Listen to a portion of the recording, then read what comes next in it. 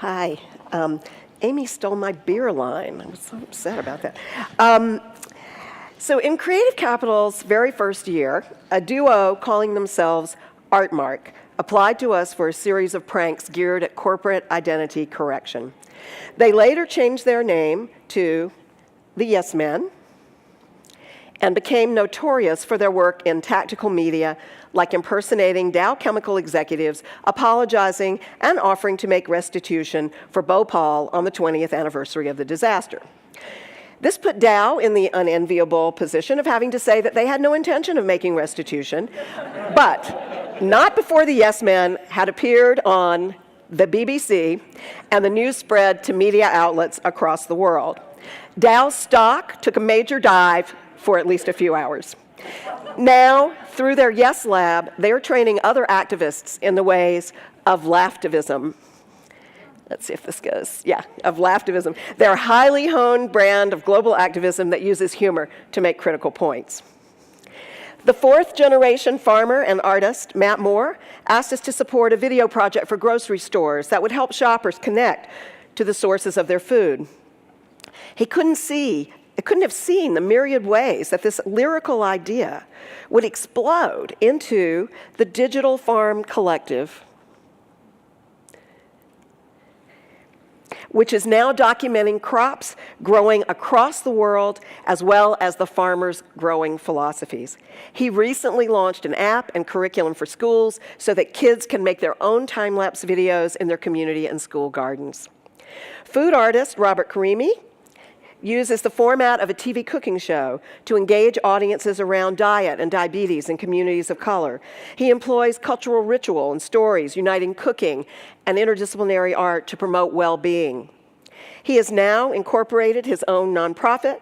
The impact of his work has been studied at Arizona State, and he's personally fed more than 20,000 people through his performances over the past 3 years.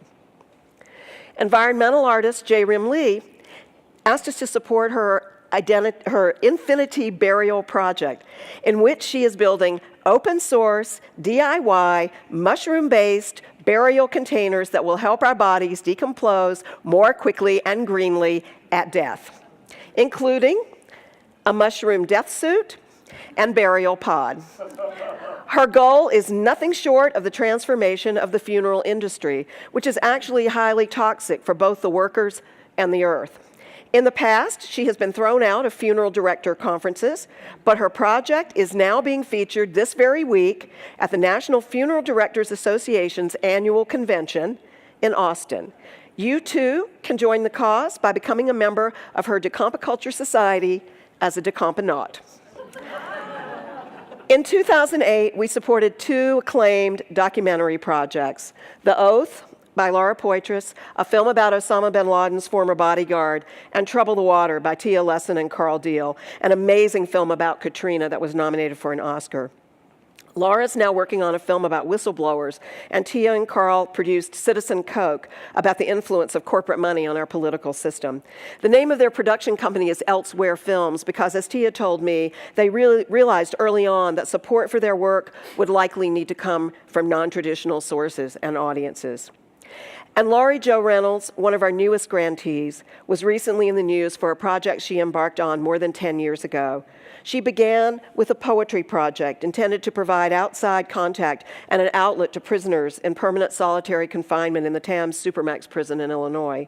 The letters she received in response led her to collaborate with prisoners' families and local lawmakers in a multi-year campaign that led directly to the closing of this inhumane prison. She calls her artistic practice legislative art. In his book, The Age of the Unthinkable, Joshua Cooper Ramo, who's a former editor at Time magazine, said that there are forces for change at work that are invisible using old ways of seeing. He says that the source of the greatest historical disasters is that so few people at the time either recognize or understand the shift. And then his next sentence really surprised me. Artists, he says, with their tuned instincts for the new, often do. When we set out to support individual artists in 1999, I don't think I could have predicted that we would be supporting tactical media artists, laughtivism, hybrid artists such as environmentalist artists, farmer artists, bio artists, engineer artists, technologist artists, legislative artists, among many, many others, including some who would land on the front pages of the New York Times and not with reviews of their artwork. Or that in some cases, I might need a direct line to the ACLU and People for the American Way. Early on, one of our grantees said to me, "I feel that you're trying to build an organization that mirrors the creative trajectory." That statement made me realize that perhaps we needed to be our own art project. So then the question is, operationally, day to day, what does that actually mean? So I thought I'd share some observations about some of the artists who are challenging us with their new ways of seeing. And then I ask us all to think about whether there are organizational lessons to be learned from the ways some of these 21st century artists are operating. Many artists today expect to be able to cross disciplines in their work and create projects on multiple platforms. They want the book, the app, the webisodes, and the gallery installation. In this, they defy categorization and they do not want to be categorized. Providing access to resource people who work in a variety of artistic disciplines has become a necessary aspect of our support system. But do we have enough producers who are equally conversant in all of these areas? And as one artist said to me, "Yeah, it was really great. I got to be undercapitalized in 4 different disciplines instead of just 1. So where will the financial support come from for these ambitious visions?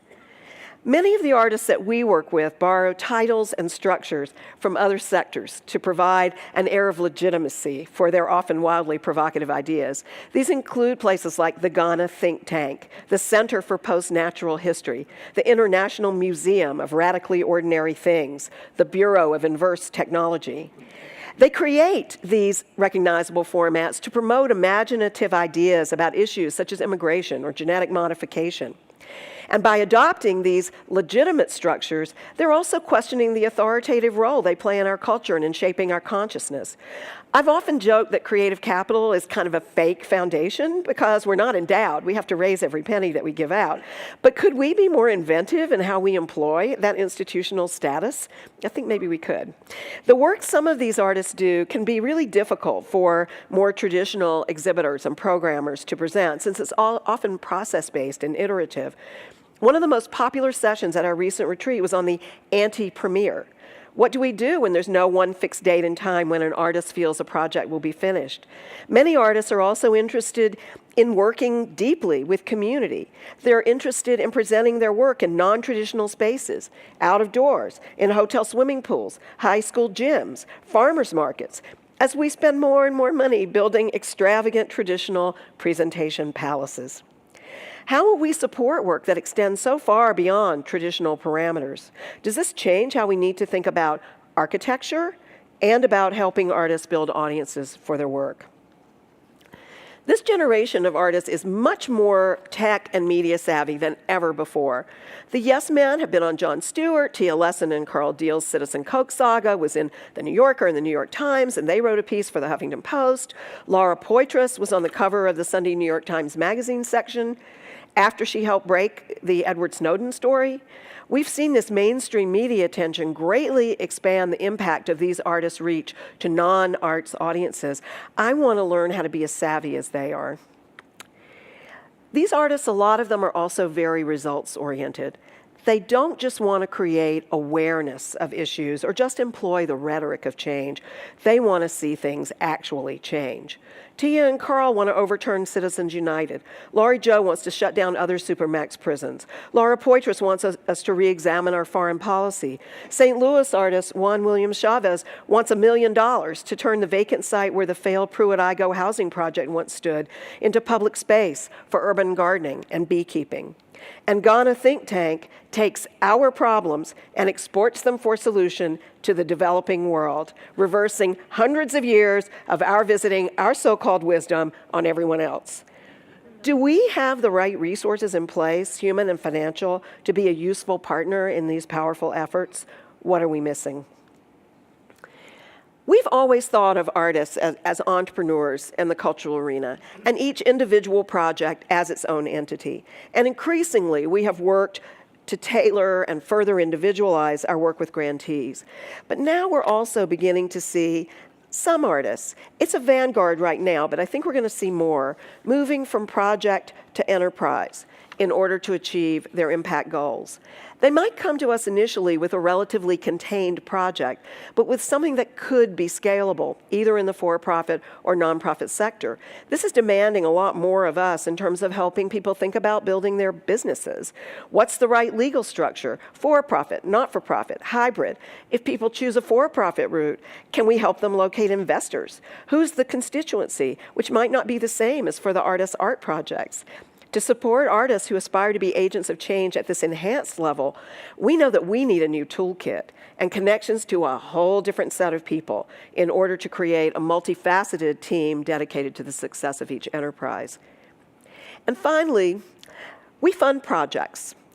But really, we go on journeys with our artists. And sometimes that journey leads to Broadway or to an Oscar nomination, and sometimes it leads to the NSA or the FBI. Laura Poitras lives in Berlin now because she's detained and her hard drives are wiped every time she enters or leaves the U.S. Tia and Carl lost $150,000 in public television funding for Citizen Coke, but they did raise about $170,000 from more than 3,000 individual donors on Kickstarter. We readily acknowledge that a commitment to innovation means an embrace of risk and possible failure, but we don't talk about the fact that sometimes the courage that leads to impact can bring punishment as well. What does it mean to support work that might have serious PR blowback or maybe even legal implications? How do we and our boards of directors pragmatically and meaningfully support this work, and how far should that support go? The writer James Baldwin said, "Everybody wants an artist on the wall or on the library shelf, but nobody wants one in the house." Well, these artists are in your house, they're at your grocery store, they're on TV, they're in your newspaper, they're at your funeral parlor. They're revolutionizing the art world, they're shaping conversations in their communities, they're shaking up national policy debates. I've read that we will experience more change in the next 30 years than we have in the last 300. So there's an urgency with engaging these kinds of questions. What do we need to do to bake change into the very DNA of our organizations? If we really believe that our artists are change agents, are we equipped to be change agents also? "I saw the angel in the marble," Michelangelo said, "and carved until I set him free." Are we confident enough to allow our organizations to reveal themselves to us, telling us at every step of the way what they want and need to become? Thank you.